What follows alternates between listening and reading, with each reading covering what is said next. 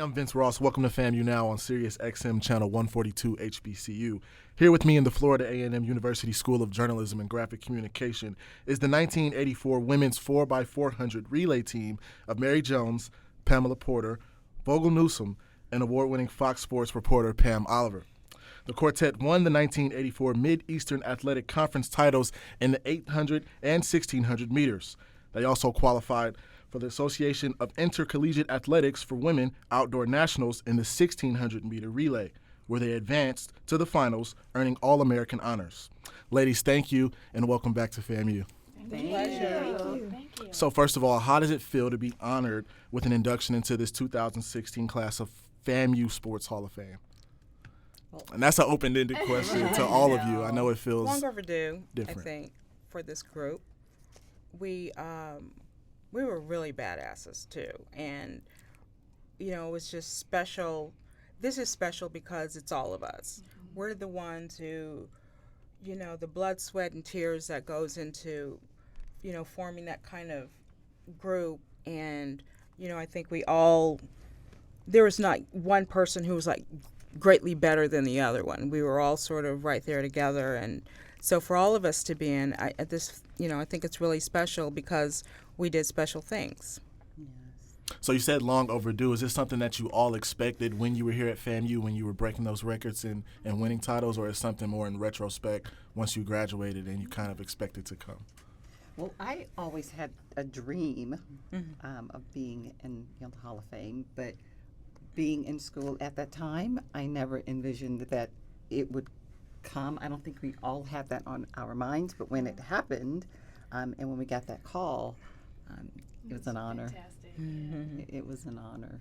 And I really don't think that we really knew at that time how incredibly special this was, and really how good we were. Yeah. We just, would go out and run, and that was it.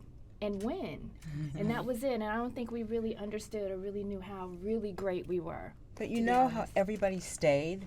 It was a long event. It was a long day. Yeah. The family relays especially started getting dark. Right. Mm-hmm. And everybody waited to yeah. see our group. Coach Lane said one time, he said, like when we would travel, and they would see the four of us coming, all the windows, the windows would start closing, the doors would start closing, and it would be, here come them girls from FAMU. Mm-hmm. But we just didn't, we were like, yeah, we're here, but it wasn't, we really didn't understand how really bad we were, and we were bad. Yeah. We were bad. And I appreciated being on the team now. I never even thought about an occasion like this. I was just very humble. So, of course, when it came, I was like, okay, because I just came out and did what I was supposed to do. Mm-hmm. Of course, I was the transfer.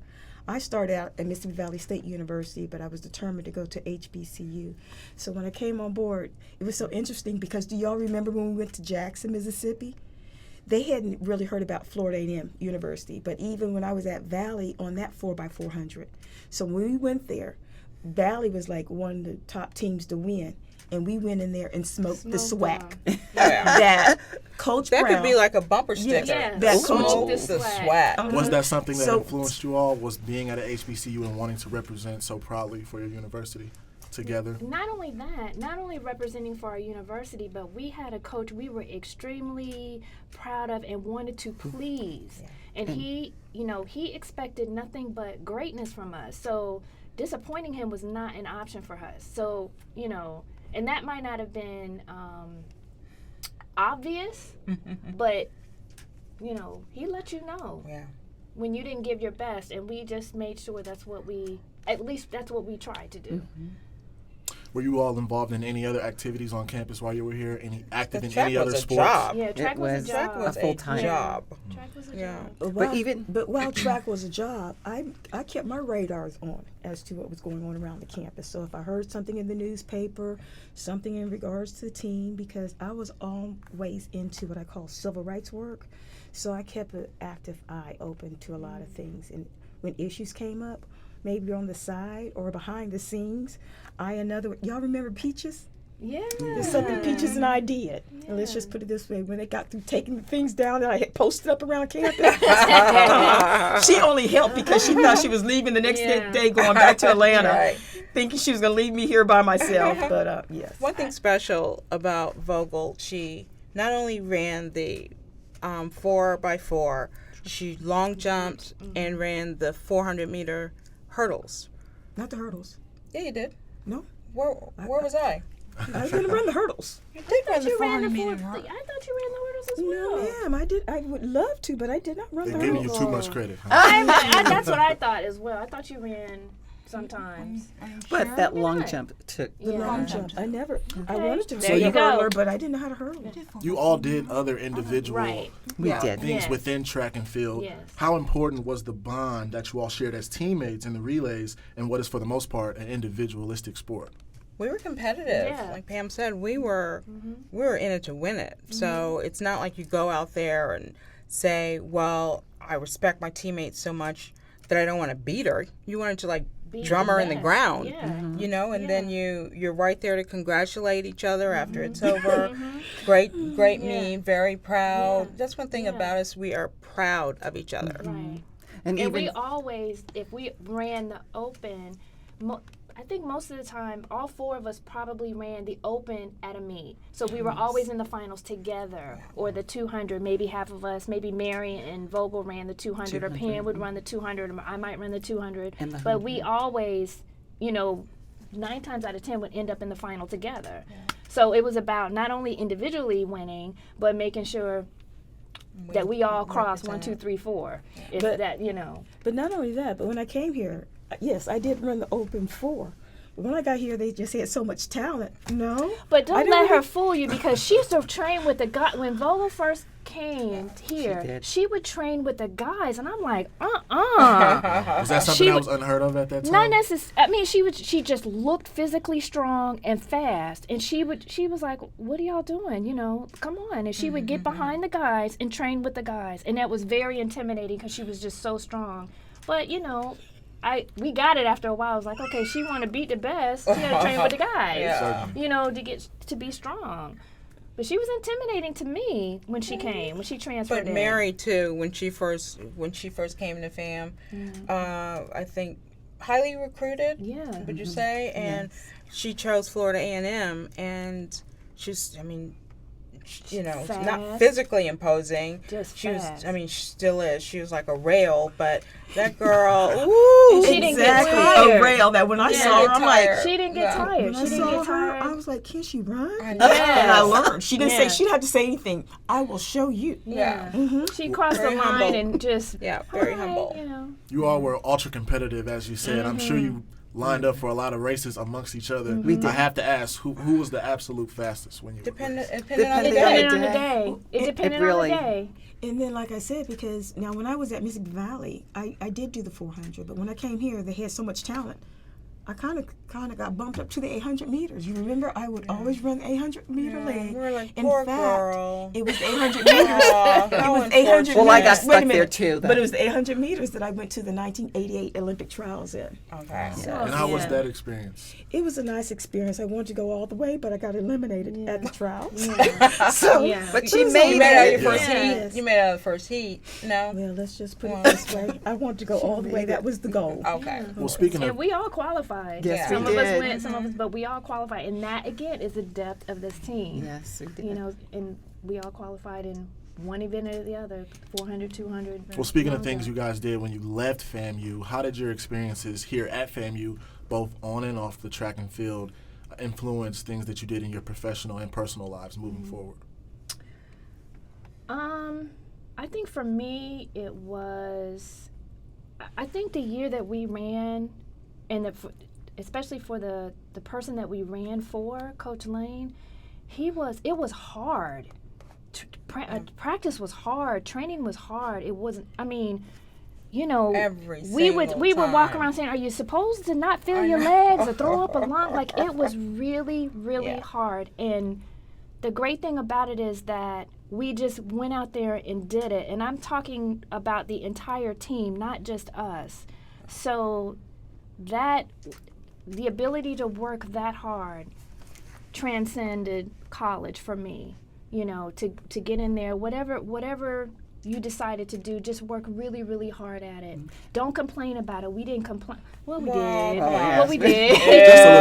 But I mean, after a while, it's just like, you know, it's going to be a hard day from them 600 breakdowns to, you know, coming into a practice and say, okay, we're going to do. Course. Yeah, we would run to the golf and course, run around the golf course. Wow. It was Or he would say, okay, we're gonna have a The hill. Yeah, having time trials and do stuff under meet conditions. Trials. It was extremely hard, but I think that work ethic that we had and you know, going out there and training as hard as we did carried over into my adult life. And I after think college. discipline for me, because I can go into my professional world and it doesn't matter if it's a deadline or something that I'm pressed with.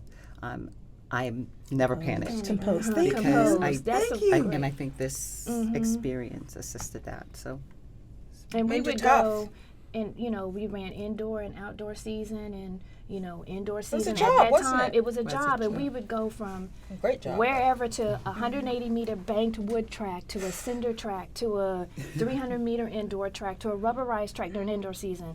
Pam would have to run the 15,000 meters. Yeah, You for know? points. Just to get We're points. trying to win the. Yeah, you know, We were so just for points. Yeah, it I was was did just my what we had to goal do. in that event was not to get lapped. not to get lapped. Yeah. There was one who she was just lapping Right. people left and right. I'm like, Right. I am not going down like Right. a I sucker. forgot about that. Determination. So, Determination, Yeah. and that's what I don't think we would have done that for anybody else. You know what I'm saying? I don't think we would have done that Well, because we had subsequent coaches that we didn't do that for. Yeah. True. Well, And why we is that? Is had that other coaches, but True. our coach was Bobby Lane. We had other coaches, but our coach was Bobby didn't- Lane. What was it about Coach Lane that just brought the best out of you He guys? loved I track was and great. field. We were his And I horses. gave We were his him, horses. I gave him the nickname Yeah. Pop. I had Yeah. a dad, but I mean, He loved fatherly. the 400 meters. He loved That a love quarter is miler, genuine. and he loved us because we were so good at it. Yeah. And he loved us. And She was Porter and I was Oliver. I don't think he knew our first names. and Pretty Jonesy, sure. But Yeah. the love was still Jonesy. there. they as a love us. parent. I mean, yeah, oh yeah. Even now, when we got the call, and about 2 weeks ago, I got a call from Mr. Hollins, Alvin, and he said, "I'm just calling because Coach Lane wanted to make sure that y'all were going to be there." And I said, "Yeah, we're course, coming. yeah. We're coming." So. I'd miss him. And for me, every time before the family relays, Coach Lang would always tell the story about the dog. What In other dog? words, yeah, you You remember the dogs? About the dog that You remember? did When something they come to- in, this is our track, this is our turf. You don't let the dog come in and beat you. Okay, Beat not the the dog. Yeah. dog. Yeah. Okay. okay. or getting beat in Hey, your own Fido. backyard. Yes, exactly. Oh, Don't yeah. get He beat would in give your that own speech. in your own So backyard. what have I done with that little story since I've left? Now that I'm a Use community activist out Yes. here doing work like Medgar, Malcolm, and Martin Luther King, I use that story. And I tell the people out here, this is our turf. And I was told, you don't let anyone come in here and beat you on your turf. So we're out here taking things back. You were talking about something about North Carolina. Hopefully we'll get to that a little later. We're Yes, we going to start will. turning some things around. All Yes, right we now. will. So you guys talked about how it was a job and how practice was tough. But a good job. I don't mean it. Yeah, no, like, it was- But yeah. you did Most dread certainly. it. Yeah. Yeah. How did that affect your academics and your personal life when you were in school? How hard was it to balance those three aspects of life when you had track and field, which was so tough? You go and study, and you'd be, asleep by 10:30. You know, you had to balance your day versus knowing that 2-hour block is going to be unpleasant. So I think it's sort of because your standards are so high and you realize that's a part of the deal. I'm just tell you one semester I just lost it. You know, there was one semester where, I didn't have my stuff together and I wasn't organized. Dropped the class and then got into academic trouble. But I remember that and being left behind. That was something I said, I'm not going to be left behind. You didn't want to get laughed. and then not No, only we're that- going to get lapped or left behind. And then not only that, when you have a coach and an athletic director, they stress keeping your studies up. You can compete, But you know how sometimes with athletes you come in and all they do is just focus on their athletic career and let their academics go? Is not good. So like with Dr. Hill and Coach Lang, they stress that, and especially Coach Lang said, stay away from the boys. Yes. Well, I have a story because when I was recruited by Coach Ramsey, he came down, and the reason why that I selected FAMU, it was because of that caring nurture. So when I came to the school, I was from South Carolina, very small town, and this big campus, I was very intimidated, but Coach Hill and Coach Lang and Coach Ramsey made sure that I had a person who watched over me, and a person that was assigned to me, and I think for a whole year, was Pam Oliver. And she made sure that I got to the classes, she made sure that I registered, she made sure that I had food, whatever it was. She was, Just- I just felt, and I wore makeup when I ran. So eventually, I got her wearing Yes. makeup when she ran. Oh, she did. Did they influence you too to wear makeup as well? Was that something No, that spread no, across look. the- Yeah. Pam had I would not run without my eyeliner. Right. Pam had a huge influence on our fashion. So she was the reason why we started looking a certain way, you know, over the course of the years when we ran. So when we first got there, you know, Fam didn't have a lot of money for uniforms. So we would go to meets and, you know, everybody had the up-to-date tights and shirts and stuff and tanks. And Pam was like, we are no longer Not wearing those boxer shorts. horrible, you know. And so we went out on our own. And we got 3 variations of some really nice uniforms, and we, you know, so she had a huge You look influence good, on that. you play good. Yeah, you look good, So- you play good. So it's safe to say you all definitely influenced each other Each in other. more Oh, ways yeah. than one throughout your careers. And the here. thing with Coach Lang and the, you know, the academics and all of that, I ended up pledging my senior. I pledged a sorority my senior year, and he was totally against anybody, men or women, pledging. And I had to literally cry. Went to his house, please. And he finally said, "Well, it's not like, you know, I don't know if you're gonna make it anyway, but if you do, I don't want them girls on my track. I don't want, you know, any kind of shenanigans, no foolishness." But he was very serious about, you know, your academics first and foremost. But you know, you come here to run on this track, you're gonna run on this track. So Even when we traveled, right? We Yeah, had a study time yeah, we on had the a- bus. mhm. I mean, he was focused on that. yeah. It was Yeah, when he wasn't like driving Miss Daisy. oh, Hey, Oh Morgan my Freeman, goodness. can you say like Yeah, oh my white goodness. lines, please? And we had the old snake too, not the new one. Oh, we yeah. had the old one. We've recently seen an increase in the number of protests as it relates to social injustices, particularly from athletes. How involved were you all as students when problems would arise on campus or in the community when you were here?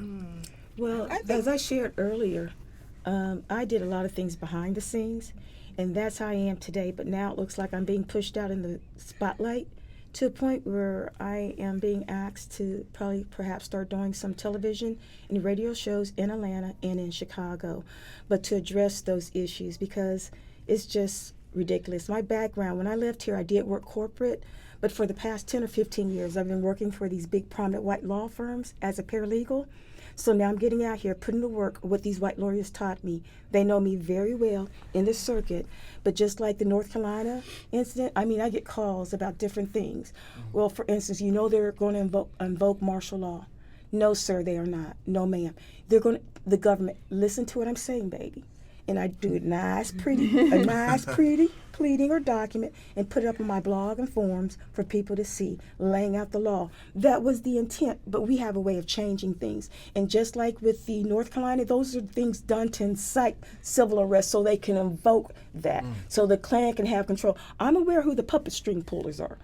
And those are the things I'm out here addressing. But I used to do a lot of things behind the scenes. But again, now I'm being pushed to This the is our forefront. sister soldier. Yeah, this is yeah. Very That's our sister involved. soldier. And I saw something on your website that's being rebuilt that says you're not running for president, but you're already out here doing work right now. Excuse me, you checked out the website? Yes, I did. I just got a call last Sunday. The guy said, you're all over the internet. And he's like, the young people are all excited. I've been asked to start movements. Not so fast, baby, because we're going to do this within the law. Within the law. All right. We're taking down this Give it to government you. so that, and even on my blog, I have on one thing when the Indians had control of the country, red, white, and blue, Now you see it out there, red, black, and green. That's the way we're rolling. Okay. Most definitely. And FAMU, and that's why I asked you that, FAMU has been a university that's known for students speaking out, whether it's protests, marching, signing petitions, whatever it may be. Was that a culture that was alive and well when you all were here? And how did you participate and find yourselves in that mix as student athletes? To be perfectly honest, I didn't see a lot of that. Me personally, I didn't see a lot of that because we were just so focused on school and, I think from and the running. Greeks, But you would get, you'd walk by something and it'd be some protest or demonstration. I came from a high school that was, I think there were 9 black seniors. So it wasn't really, I think that activism, that came later for me, or having a thirst to learn as much as I could about certain things. Along those lines, there's this great book called The New Jim Crow by Michelle Alexander, and it examines just sort of, being at a disadvantage, especially black men, for so many reasons, and how do you change that? The incarceration issue, and it's almost like, I don't want to compare it to, but it's almost like when 60%, 70% of black males will be arrested at some point or go through the prison system, that says a lot. And I think when I got here, it was a culture shock because, I grew up in military bases and all that. It was like I was one of 10 black people. So I didn't really have that kind of activism, but I did have a thirst to know more, more from books, I think, than from action. Do you all consider sports to be a platform that athletes should use to speak out on issues that affect them? Yeah. If the I agree, opportunity, I mean, I believe if the that's in your heart. opportunity presents itself, then to use the forum. I agree. I agree But as well. you see that Von Miller, he did not participate in the national anthem. There go his endorsements. Well, so there's a price to pay Speaking for that. of that, what should an athlete do, a student athlete particularly, do if they're told to censor or quiet their stance in threat of loss of a scholarship or loss of playing time? And in retrospect, professional athlete losing out on endorsements. What should an athlete do in that situation? Finding out basically what's in the contract. Because sometimes you can sign certain things away. But even in the law, with certain laws, there are exemptions. They may say it's this, but there are exemptions. So freedom of speech, that's in the Constitution. So these are things that we need to be aware of because they will try the fear tactic, So taking a stand, and you'll be surprised how many people will rally and support you when you do that. But finding out what's in the contract. That's why even with that, I tell them, be very careful because it's very slick. So sometimes it's just best to say, I'm going to check with a lawyer or whatever. But there are also certain clauses or things you can write to make sure you don't waive your rights. There's a price to pay, though. I think, don't Yes, you? it is. Yes. There's a price to pay for. I think the higher the profile, that's when you start digging in somebody's pocket. Or what if there's free agent thing and he's going from one situation to another, but he's got a label.